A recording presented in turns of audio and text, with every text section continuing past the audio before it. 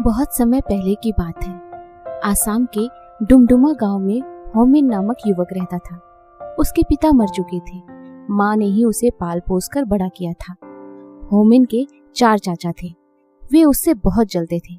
एक दिन उन्होंने होमिन के घर से उसका प्यारा बछड़ा चुराया और उसे मार दिया। होमिन को पता चला तो वह बहुत दुखी हुआ।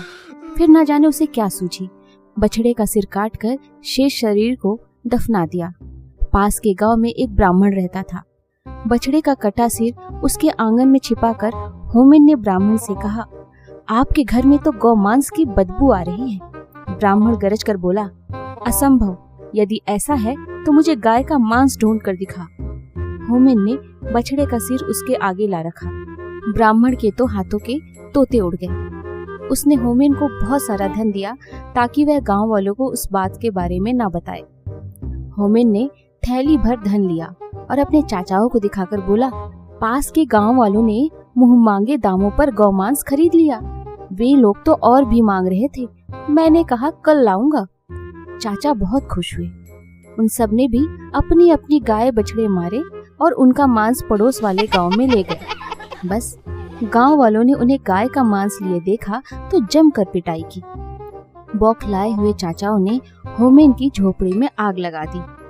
होमिन और उसकी माँ बेघर हो गए। बेचारी माँ के आंसू देखकर होमिन तिलमिला उठा। उसने राख इकट्ठी की और एक दूसरे गांव में जा पहुंचा। ले लो, आँख का सूरमा ले लो, इसे लगाकर गड़ा धन मिल जाता है।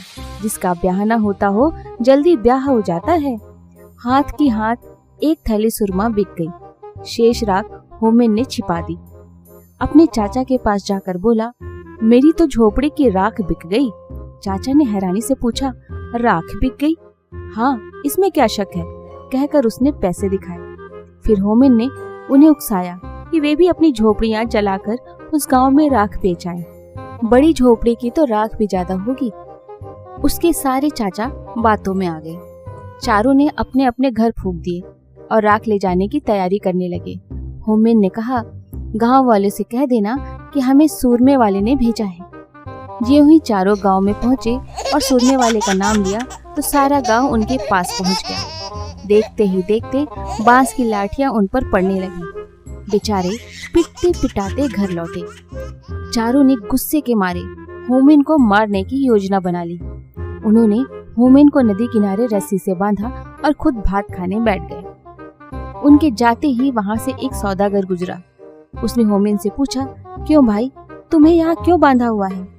होमिन ने बात बताई। जी मेरे चाचा मेरी शादी एक खूबसूरत लड़की से करना चाहते हैं। मेरे मना करने पर मुझे बांध दिया। सौदागर बोला, मैं शादी कर लेता हूँ उस लड़की से, क्या ऐसा हो सकता है? होमिन ने झट से उसे बांधा और उसका घोड़ा लेकर रफू चक्कर हो गया।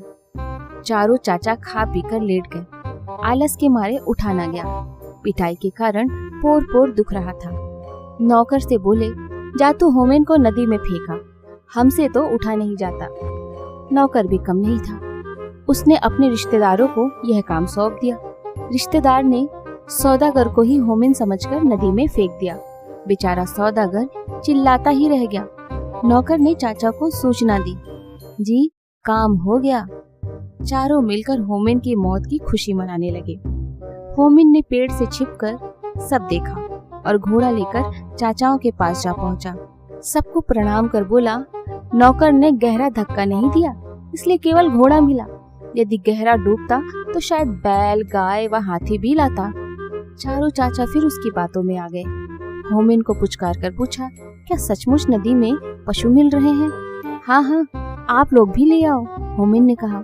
चारों चाचा आलस छोड़कर नदी की तरफ लपके। नौकर को भी साथ लिया। तट पर पहुंचकर नौकर को आदेश दिया, हम चारों को जोर से पानी में धकेल दो। नौकर ने आज्ञा का पालन किया। होमिन को सदा के लिए ईर्ष्यालु और दुष्ट चाचाओं से मुक्ति मिल गई।